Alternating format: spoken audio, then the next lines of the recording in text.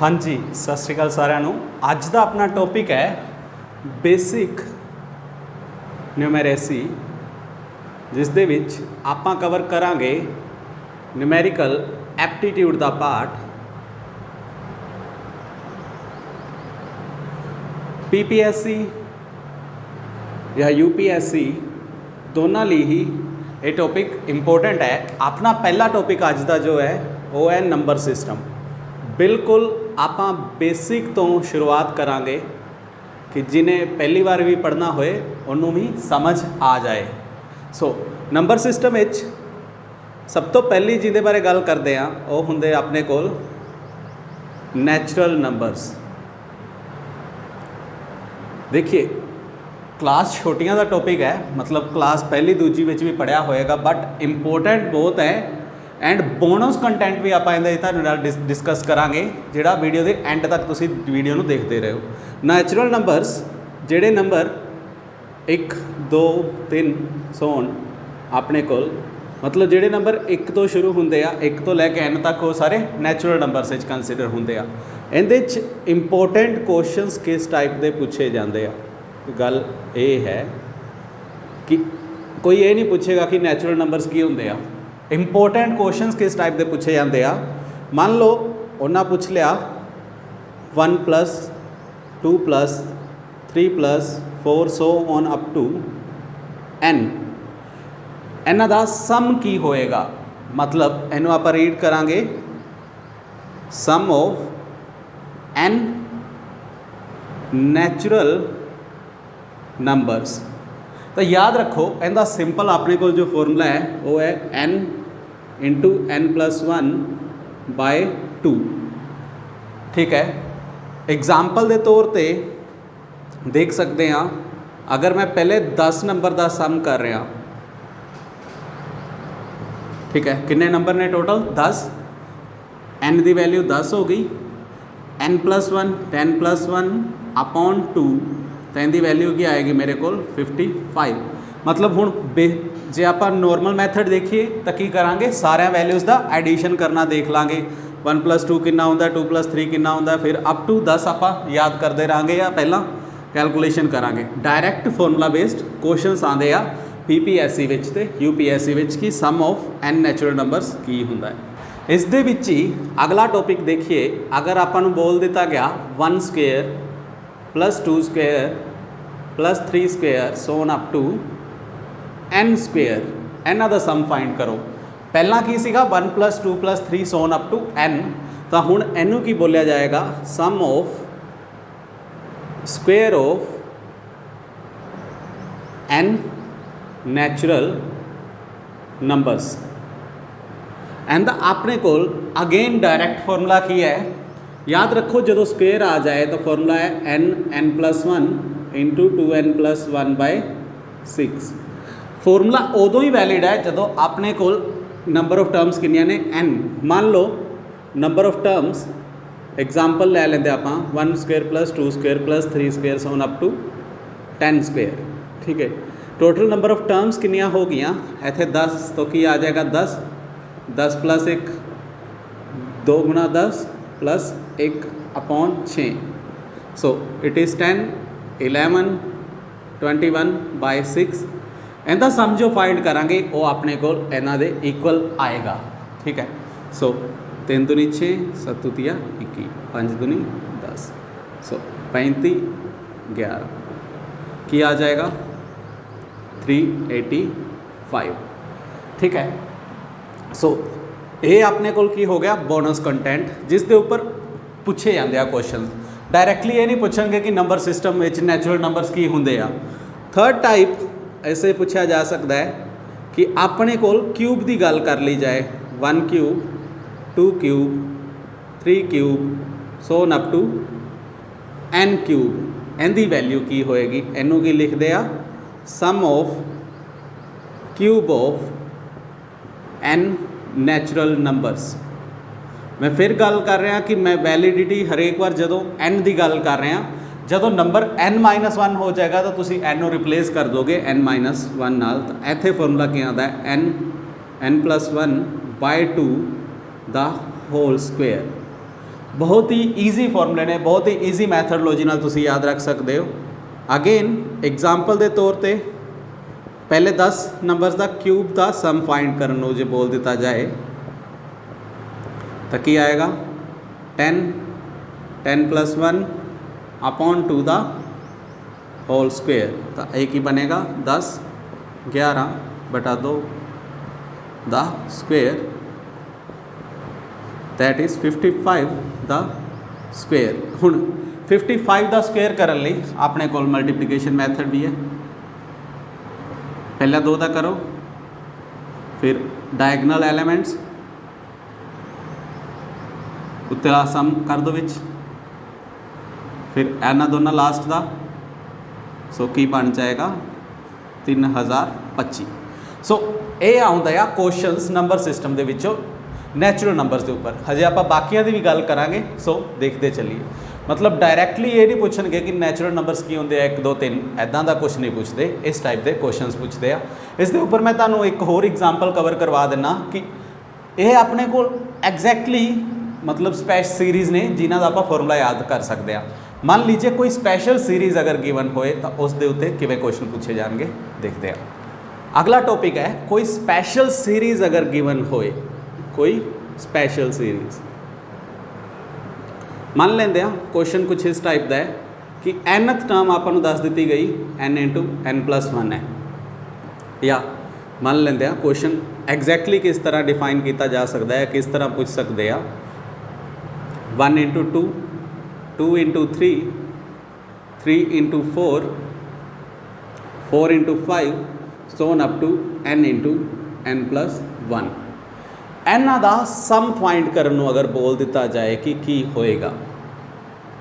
हुण देखो किद्दां चेंज हो रहा है। पहला नैचुरल नंबर 1 है, फिर first term, second term, so on up to nth term. हुण इत्थे की लिखा जा सकता है कि sum will be summation of n terms, तो इनू की लिखांगा सम ऑफ n × n+1 द पूरियां टर्म्स का summation, that is I will be writing it as लिखांगे आप n² + n। हुण इनू इस तरह एडिशन नू सैपरेट कर दिता जा सकता है। इनू याद रख लो, n² का फॉर्मूला मैनू पता है एंड n का भी पता है, तो की आएगा n n+1 2n+1 / 6 plus n का की है n × n+1 / 2। इस टाइप की कोई स्पैशल सीरीज़ भी पूछी जा सकती है। एक तुसी डिस्कस कर सकते हो अपने आप नाल कि जदों भी टाइम मिले। मान लो क्वेश्चन गिवन है अपने कोल 1² × 2 2² × 3 then 3² × 4 so on up to n² × n+1। ठीक है, इसका सम तुसी फाइंड करके देख सकते हो। जे तुहानूं डाउट लगे तो तुसी मैंशन कर देना, आप तुहानूं इसका सम भी कमेंट सैक्शन में दस देंगे। अगला नंबर सिस्टम में की अपने कोल टॉपिक्स ने नैचुरल नंबर तो बाद गल करते हैं होल नंबर्स की। होल नंबर्स सिंपल जिन्हां विच 0 ते नैचुरल नंबर सारे इनकलूड होण अप टू n, मतलब नैचुरल नंबर प्लस एक 0 होर विच ऐड कर देंगे हैं। फिर इंटीजर्स की गल करते हैं। इंटीजर्स अपने कोल की ने +-1 0 +-1 +-2 +-3 सो ऑन अप टू। याद रखिए होल नंबर्स का फर्स्ट नंबर के ऊपर काफ़ी बार क्वेश्चन पूछा गया, जिमें कि क्वेश्चन की पूछा गया है the product of first natural number and integer n integer, yeah, say it is first natural number and any integer except 0 and whole number first, या फर्स्ट होल नंबर। उन्हें पूछा product of first natural number. First natural number की है, it is 1। Any integer except 0, any integer मान लेंगे कोई भी +-n है, दैन फस्ट होल नंबर याद रखिए जीरो होंदा है, इन्हां दा प्रोडक्ट की आएगा ऑलवेज जीरो। इस टाइप के क्वेश्चन कई बार कन्फ्यूजन पूछे जाते हैं कि बच्चों को कन्फ्यूज करने लिए, बट ये UPSC तो PPSC दोनों में ही इस टाइप के क्वेश्चन पूछे जाते हैं। अगला अपने को टॉपिक हैगा कि ओड नंबर्स किहड़े-किहड़े ने। ओड नंबर्स किहड़े-किहड़े ने? 1 है, 3 है, 5 है, 7 है, सो ऑन अप टू तुसी देख सकते हो। ओड नंबर्स हूँ डिपेंड करेगा कि लास्ट वैल्यू एन दी की गिवन है। दैन इहदे विच भी क्वेश्चन सेम टाइप दा सम ऑफ एन ओड नंबर्स। सम की होएगा, देखिए इत्थे तुसी देख सकते हो इस क्वेश्चन को आप AP नाल भी सॉल्व कर सकते हैं कि कॉमन डिफरेंस की है 2, फस्ट टर्म की है 1, तो nth टर्म या लास्ट टर्म n है, तो की होएगा sum the value n/2 2 times of a plus n-1 into d, so 2 cancel, so it is n into n-1। हुण ओड नंबर्स अगर इत्थे n की गल कर रहे हैं, ठीक है, डिपेंड कर सकता है कि इत्थे n-1 आ जाए या n+1 आ जाए। फिर आपने को नैक्सट टॉपिक है ईवन नंबर्स, राइट। हुण ईवन नंबर्स की अगर आप गल करिए तो की होएगा, देखिए सम ऑफ ओड नंबर्स मैं पहला भी बोल चुकिया कि इत्थे डिपेंड कर सकता है कि n+1 भी हो सकता है। एक इहदे ते डिपेंड करेगा लास्ट नंबर केड़ा है, ठीक है। So either A option choose करना या ए ऑप्शन। बेसिकली कैंडीडेट्स इस ऑप्शन नाल चलते हैं, ये ऑप्शन ज़्यादा प्रैफर किया जाता है।